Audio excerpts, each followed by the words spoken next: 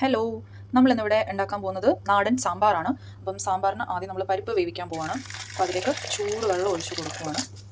നമ്മളിന്ന് സാമ്പാർ വയ്ക്കാൻ പോകുന്നത് മൺചട്ടിയിലാണ്. നമ്മൾ നാട്ടിൽ നിന്ന് വാങ്ങിച്ചുകൊണ്ട് വന്നതാണ് ഈ മൺചട്ടി.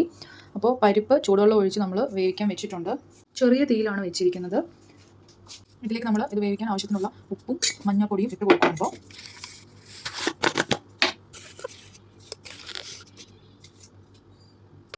നമ്മൾ സാമ്പാറിലേക്കുള്ള പുളി വെള്ളത്തിൽ നേരത്തെ ഇട്ട് വെച്ചിട്ടുണ്ട്.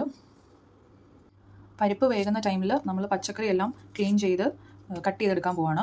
ഈ ഒരു ബോക്സ് വെജിറ്റബിളാണ് നമ്മൾ എപ്പോഴും വാങ്ങുന്നത്. ഇതൊരു കിറ്റാണ്. പക്ഷേ ഇത് മുഴുവൻ നമുക്ക് സാമ്പാർ ഉണ്ടാക്കാൻ വേണ്ട. ബിക്കോസ് നമ്മൾ 2 ആളുകളേ ഉള്ളൂ. ആരും കഴിച്ച് തീർക്കാൻ ഇല്ലാത്തതുകൊണ്ട് പാതി വെജിറ്റബിൾ സാമ്പാറിനും പാതി വെജിറ്റബിൾ അവിയലിനുമാണ് നമ്മൾ എടുക്കാറ്.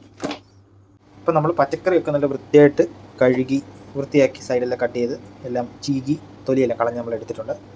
വൈഫ് ഇവിടെ എന്നെ സഹായിക്കുന്ന ലവനിക്കയാണ് ഇത് കട്ട് ചെയ്യുന്നുണ്ട്. ഇവിടെ ചിരിച്ചുകൊണ്ട് പിന്നെ എപ്പോഴും നമ്മൾ കഷ്ണങ്ങൾ സ്ക്വയർ ആയിട്ട് വേണം അരിയാൻ. അവിയലിന് നീളത്തിലുമാണ് ഞങ്ങൾ അങ്ങനെ അരിയുന്നത്. ഇതൊക്കെ കല്യാണം കഴിഞ്ഞ് കഴിഞ്ഞപ്പോൾ ഞാൻ പഠിപ്പിച്ചു കൊടുത്തിട്ടുണ്ടല്ലോ.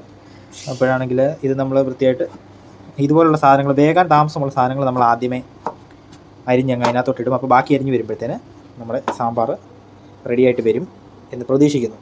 സാമ്പാറാണോ കൂട്ടുകറിയാണോ എന്നുള്ളത് ഏറ്റവും അവസാനം നമ്മൾ അറിയിക്കുന്നതാണ്. അപ്പോൾ ഇത് അരിയിൽ നടന്നുകൊണ്ടിരിക്കുകയാണ്. നമ്മളിവിടെ ഹൈവേ എന്ന് പറയുന്ന ഒരു കടയിൽ നിന്ന് ഇങ്ങനെ ഫുള്ള് മിക്സ് വെജിറ്റബിളുണ്ട്, അത് മേടിക്കുന്നത്. ഏകദേശം ഇവിടുത്തെ നമ്മുടെ നാട്ടിലെ ഒരു 270 രൂപയുടെ പച്ചക്കറിയാണ്. ഇതിൻ്റെ കുറച്ചുകൂടെ. നമ്മളിപ്പോൾ ക്യാരറ്റ് ഇതിനകത്ത് മൊത്തം എടുത്തു, മത്തങ്ങ ഉണ്ട്, അതെല്ലാം ഉണ്ട്, അത്യാവശ്യം പച്ചക്കറികളെല്ലാം ഉണ്ട്. അപ്പം അരിയിൽ നടന്നുകൊണ്ടിരിക്കുന്നു. ഇതാണ് എൻ്റെ വൈഫ്. നിങ്ങൾക്കെല്ലാം ഇഷ്ടപ്പെട്ടെങ്കിൽ സബ്സ്ക്രൈബ്. നമ്മൾ കുറച്ചും കൂടെ വെള്ളം ആഡ് ചെയ്ത് കൊടുക്കുവാണ്. ഇനിയിപ്പോൾ ഇതിലേക്ക് വേഗം താമസമുള്ള പച്ചക്കറികളൊക്കെ ഇട്ട് കൊടുക്കാൻ പോവാണ്.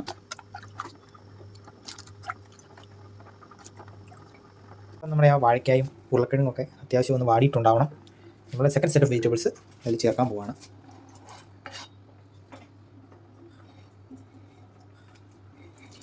വെണ്ടയ്ക്ക നമ്മളിവിടെ മാറ്റി വെച്ചിട്ടുണ്ട്. ലാസ്റ്റിൽ കടു പൊട്ടിക്കാൻ നേരത്ത് ആ എണ്ണയിൽ ഫ്രൈ ചെയ്തിട്ട് നമ്മൾ ഇതെടുത്തുള്ളൂ, അല്ലെങ്കിൽ ഇത് കുഴഞ്ഞിരിക്കും. ഞങ്ങൾക്ക് ഇഷ്ടമല്ലാത്തതുകൊണ്ട് ഞങ്ങളത് ഫ്രൈ ചെയ്തേ എടുത്തുള്ളൂ.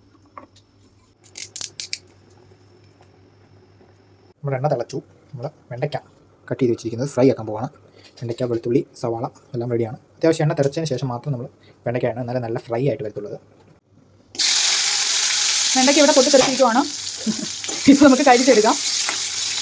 നല്ലപോലെ ഫ്രൈ ആയിട്ട് സാമ്പാർ ഇടാവും, അല്ലെങ്കിൽ ഇങ്ങനെ കുഴഞ്ഞിരിക്കും. അത് കൊള്ളത്തില്ല. അതുകൊണ്ടാണ് നമ്മൾ ഫ്രൈ ചെയ്തെടുക്കുന്നത്. നമ്മൾ കായപ്പൊടിയല്ല യൂസ് ചെയ്യുന്നത്, കായം കഷ്ണങ്ങളാണ് യൂസ് ചെയ്യുന്നത്. ഇത്രയുമാണ് ഇപ്പോൾ നമ്മൾ സാമ്പാറിന് എടുത്തേക്കുന്നത്. നമ്മൾ കടുക് താളിക്കാൻ പോവാണ്.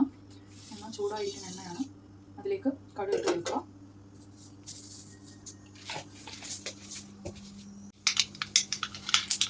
കടുക് ഇപ്പോൾ ഏകദേശം പൊട്ടിയിട്ടുണ്ട്. അപ്പോൾ അതിലേക്ക് നമ്മൾ കുറച്ച് പരിപ്പ് ഇട്ട് കൊടുക്കും. ഞാൻ കുറച്ച് പരിപ്പൊക്കെ ഇട്ടാണ് ഉണ്ടാക്കാറ്. പിന്നെ 2-3 കഷ്ണം ഉലുവ ഇട്ട് കൊടുക്കും. ഉലുവ പൊടിയല്ല, ഉലുവായിട്ട് കഷ്ണങ്ങളായിട്ടുള്ളതാണ് ഇട്ട് കൊടുക്കുന്നത്. ഇനി ഇതിലേക്ക് നമ്മൾ ഇടുന്നത് അരിഞ്ഞു വെച്ച കൊച്ചുള്ളിയും വെളുത്തുള്ളിയുമാണ്.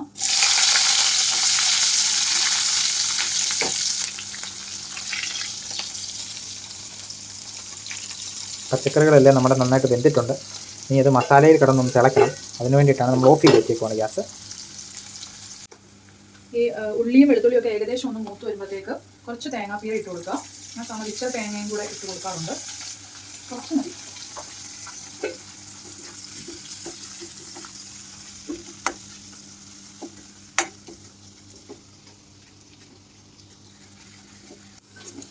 ഈ മസാലയ്ക്ക് ആവശ്യമായ ഉപ്പിട്ട് കൊടുക്കുകയാണ്.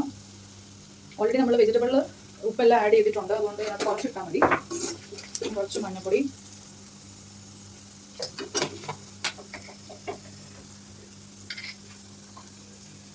ഇതിലേക്ക് ഒരു കുറച്ച് മല്ലിപ്പൊടി. തീ ലോ ഫ്ലെയിമിലെ തീ വയ്ക്കാവൂ, അല്ലെങ്കിൽ മസാല ചൂടാകുമ്പോൾ കരിഞ്ഞു പോകാൻ സാധ്യതയുണ്ട്. ഇപ്പോഴും തീ കുറച്ചേ വയ്ക്കാൻ പാടുള്ളൂ. Kashmiri chilli powder. ഇത് കളറില്ലാത്ത നല്ല എരിവുള്ള മുളക് പൊടിയാണ്, ഞാൻ കുറച്ച് എടുത്തുള്ളൂ. നമ്മുടെ മെയിൻ ഇൻഗ്രീഡിയൻറ്റ് സാമ്പാർ പൊടിയാണ്. ഇത് കുഞ്ഞു സ്പൂണാണ് എടുത്തേക്കുന്നത്, അതുകൊണ്ട് 2 സ്പൂൺ ഇടും. ഇനി ഈ മസാല നല്ലോണം മൂത്ത് വരുന്നിടം വരെ ഇളക്കി കൊടുക്കാം. ഇനി ഇതിലേക്ക് നമ്മൾ നേരത്തെ എടുത്തു വെച്ച പുളിവെള്ളം ഒഴിച്ചു കൊടുക്കുകയാണ്.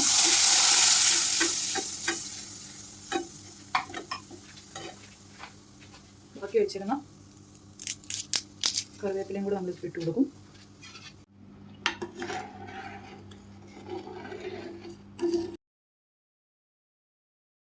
ഹലോ, അപ്പോൾ നമ്മളുടെ സാമ്പാർ ഇവിടെ റെഡിയായി തിളച്ചുകൊണ്ടിരിക്കുകയാണ്. നമ്മളിനി അതൊന്ന് എങ്ങനെ ഉണ്ടെന്ന് ഉപ്പൊക്കെ നോക്കിയിട്ട് പറയാം.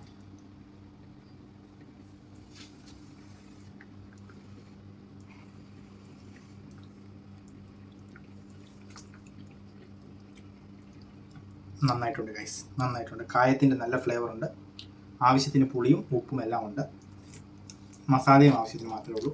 നല്ലൊരു സാമ്പാറാണ് ഇവിടെ തയ്യാറായിരിക്കുന്നത്.